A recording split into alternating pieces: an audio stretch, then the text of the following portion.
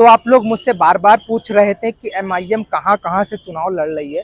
अभी ऑफिशियल तरीके से जहाँ पर उम्मीदवारी का ऐलान हो चुका है और जहाँ पर MIM party all India Majlise Ittehadul Muslimeen सदर साहब यानी बैरिस्टर असद साहब ने जहाँ पार्टी के जो उम्मीदवार हैं उनको बी फॉर्म दे दिया है। आखिर वो कौन कौन से लोग हैं?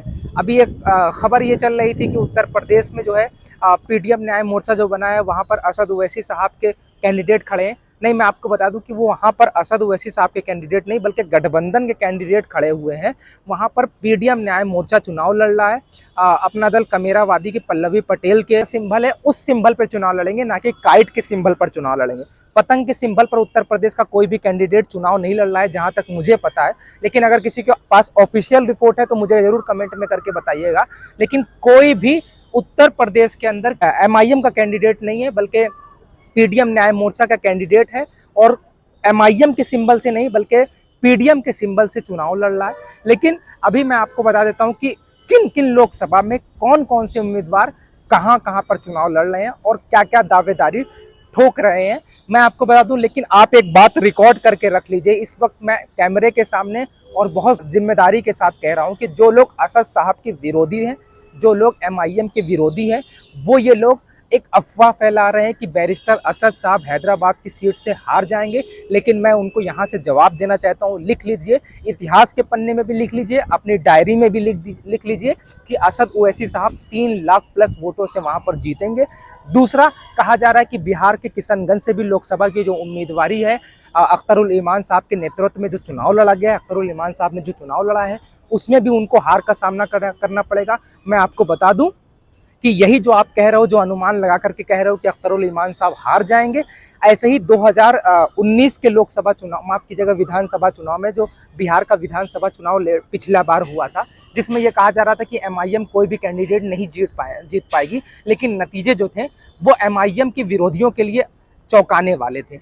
वहाँ से 20 लगभग 17 सीटों पर चुनाव लड़ते हैं एमआईएम और 5 सीटें जीत जाते हैं। ये बड़ी चौंकाने वाली खबर थी। ये उनके मुंह पर भी तमाचा थे जो असद ओवैसी साहब की पार्टी को कमज़ोर समझते थे और जो असद ओवैसी साहब के विरोधी थे। लेकिन अभी क्योंकि लोकसभा का चुनाव चल रहा है, उम्मीदवारी का ऐलान हो चुका है, पार्टी ने बी फॉर्म भी दे दिया है। लेकिन किसको दिया है ये मैं आपको बता देता हूँ, नाम के साथ बता देता हूँ। वैसे तो सबसे पहले एक बहुचर्चित सीट जिसके लिए असद ओवैसी साहब जाने और पहचाने जाते हैं, लगभग 40 साल से हैदराबाद की जनता ने सिर्फ और सिर्फ अपना कायद, अपना लीडर किसी को बना रखा है। तो उस वक्त जो है, उस वक्त से लेकर के इस वक्त तक बैरिस्टर असद साहब वहाँ के सांसद हैं और इंशाल्लाह 2024 के लोकसभा चुनाव में लगभग 3 लाख वोटों से जीतेंगे। मतलब 13 मई को वहाँ पर मतदान होगा। आप लोग बढ़ चढ़ करके वहाँ पर मतदान कीजिएगा, ठीक है। औरंगाबाद से इम्तियाज़ जलील साहब, ये किसी तारुफ के मोहताज नहीं है, ये शख्स नहीं बल्कि शख्सियत हैं। इम्तियाज़ जलील साहब चुनाव लड़ रहे हैं। इम्तियाज़ जलील साहब इंशाल्लाह जीतेंगे और इंशाल्लाह ये भी 3 लाख वोटों से कम नहीं जीतेंगे। और किशनगंज के अख्तरुल ईमान साहब, आप जानते हैं बिहार के प्रदेश अध्यक्ष भी रहे हैं, अमौर से विधायक भी हैं और इस समय लोकसभा चुनाव लड़े हुए थे। अभी वोटिंग हो चुकी है और इंशाल्लाह अल्लाह ने चाहा तो इम्तियाज़ जलील, माफ़ कीजिएगा, अख्तरुल ईमान साहब जीत करके लोकसभा में आपकी नुमाइंदगी करेंगे ताकि आपके हुकूक की लड़ाई लड़ी जा सके।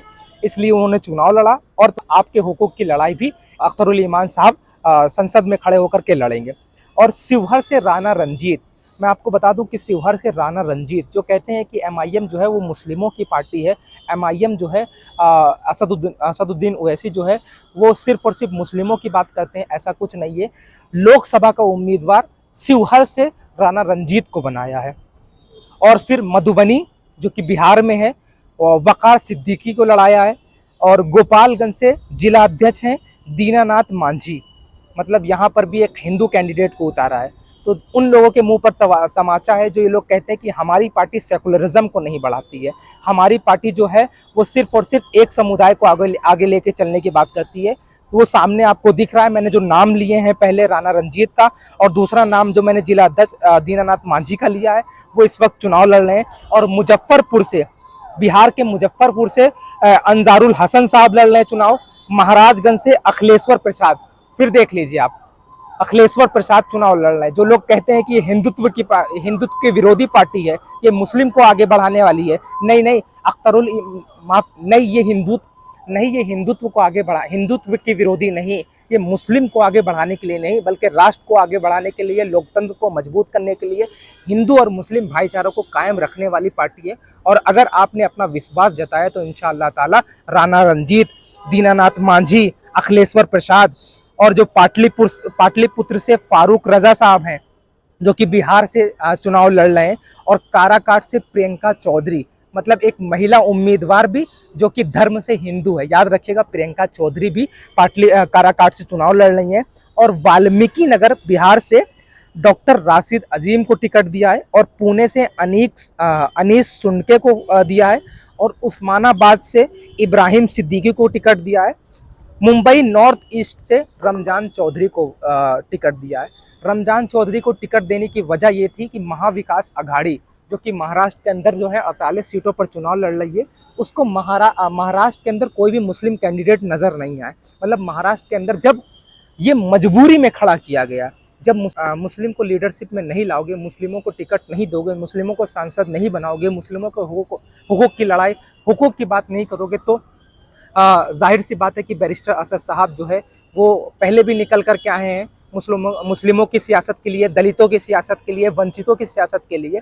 आज भी रमज़ान चौधरी को मजबूरी में टिकट चुनाव इसलिए पार्टी ने बी फॉर्म दिया, उम्मीदवारी का ऐलान इसलिए करवाया ताकि इनको पता चले कि हम अकेले नहीं हैं, हमारी पार्टियां हैं।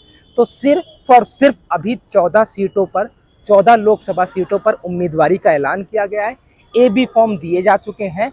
अब उम्मीद है, अब फैसला आपको करना है कि देश में दलित, हिंदू, मुस्लिम इस तमाम जो है वो मोहब्बतें कायम रहें, देश की भाईचारा आगे बढ़ते रहे, और देश का संविधान को बचाने की जो मुहिम हम सब लड़ रहे हैं, देश का संविधान और देश का लोकतंत्र बच सके। 14 उम्मीदवार हैं। इंशाल्लाह आगे MIM की तमाम अपडेट मैं आपको दूंगा। ज़्यादा से ज़्यादा मेरे यूट्यूब चैनल को सब्सक्राइब कीजिए और शेयर कीजिए ताकि लोगों को पता चल सके कि MIM ने किस और कहां पर उम्मीदवारी का ऐलान किया।